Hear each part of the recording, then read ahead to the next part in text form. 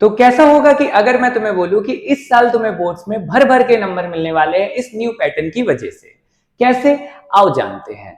Hello everyone, मैं हूं कुणाल और आज हम लोग बात करने वाले हैं कि भैया हमारा जो क्लास 10th का बोर्ड होने वाला है इस साल कुछ पैटर्न्स में चेंज हुए हैं जिसकी वजह से तुम बहुत ज्यादा डरे हुए हो कि भैया इस साल सीबीएसई हमारी जान लेके मानेगा, क्या करेगा।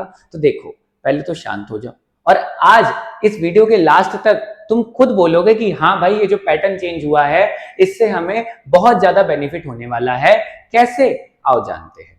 तो देखो, सबसे पहली बात कि भैया देखो, पेपर जैसे पिछले साल तक आता था, जो सिलेबस था लगभग वही सिलेबस अभी भी है, कुछ बहुत ज्यादा चेंज नहीं हुआ है। ठीक है, पहले क्या होता था बच्चे कि सारे जो तुम्हारे क्वेश्चंस होते थे वो मिक्स्ड रहते थे। जैसे साइंस की बात करें तो फिजिक्स, केमिस्ट्री, बायो के क्वेश्चन मिक्स होके आते थे। इस साल क्या हुआ है, सीबीएसई ने बोला कि भैया एक सेक्शन प्रॉपर फिजिक्स का होगा जिसमें सिर्फ फिजिक्स के क्वेश्चन होंगे, एक केमिस्ट्री का होगा और एक बायोलॉजी का होगा। सेम चीज तुम्हारे एसएसटी के पेपर में भी होगी जिसमें पहले मिक्स्ड क्वेश्चंस आते थे, लेकिन इस साल एक सेक्शन तुम्हारा सिर्फ हिस्ट्री के क्वेश्चंस का होगा, एक में सिर्फ सिविक्स के होंगे, एक में सिर्फ ज्योग्राफी के होंगे और चौथा क्या बचता है, इकोनॉमिक्स। ठीक है, अब देखो, पहले जब मिक्स्ड क्वेश्चंस आते थे तो बहुत बार बच्चों को हल्की फुल्की कंफ्यूजन होती थी कि ये कौन से पार्ट से पूछा गया है।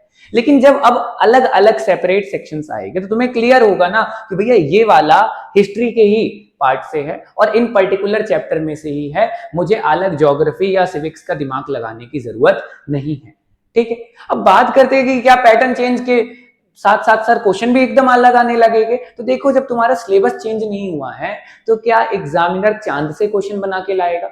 उल्टा मैं तो कह रहा हूं कि पहले जो मिक्स्ड क्वेश्चंस आते थे वो तुम्हें अब सेपरेट होके चलेंगे। ठीक है, और इसकी वजह से तुम्हारा एग्जाम आसान रहेगा। तुम्हें पता रहेगा कि जब मैं फिजिक्स कर रहा हूं तो मुझे फिजिक्स के चैप्टर्स का ही दिमाग यूज करना है, केमिस्ट्री के टाइम पे केमिस्ट्री के कॉन्सेप्ट और बायोलॉजी के टाइम पे बायोलॉजी। Same with SST.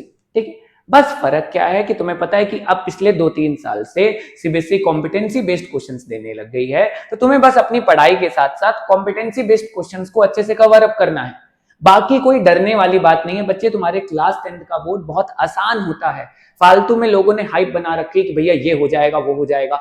अगर तुम बच्चे अच्छे से पढ़ रहे हो लग के, ठीक है, अगर तुम क्वेश्चंस प्रैक्टिस कर रहे हो, बहुत छोटा सा सिलेबस है, ठीक है, और अगर तुम सारी चीजें अच्छे से करोगे, तुम रोज अगर 2-3 घंटे पढ़ रहे हो, ऐसा नहीं है कि तुम्हें 15-15 घंटे पढ़ने की जरूरत है, 2-3 घंटे अपनी प्रॉपर सेल्फ स्टडी कर रहे हो, ठीक है, क्वेश्चंस प्रैक्टिस कर रहे हो, कॉम्पिटेंसी बेस्ड क्वेश्चंस लगा रहे हो, ठीक है, मॉक टेस्ट वगैरह दे रहे हो, ठीक है, टाइमर लगा के सैंपल पेपर सॉल्व कर रहे हो, तो तुम्हें देखने को मिलेगा कि भैया तुम बहुत अच्छे मार्क्स स्कोर करने वाले हो। बस तुम्हारी पढ़ाई अभी से शुरू होनी चाहिए।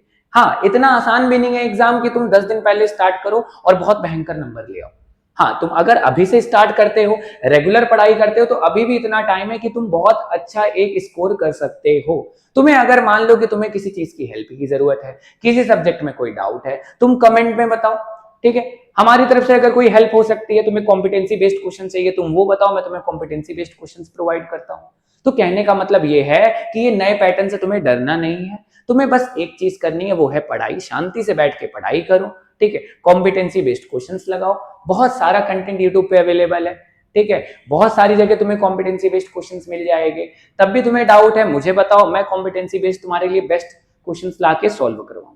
तो मेरे हिसाब से तुम्हें ये क्लियर होगा कि भैया हमें बस शांति से पढ़ाई करनी है, और पढ़ाई करेंगे तो ये नए पैटर्न से हमें बेनिफिट होगा, ठीक है, इससे हमें नुकसान नहीं होने वाला। तो उम्मीद करता हूं कि तुम्हारे ये डाउट अब क्लियर होगा। ठीक है, मिलते हैं नेक्स्ट पार्ट में न्यू टॉपिक के साथ। Thank you.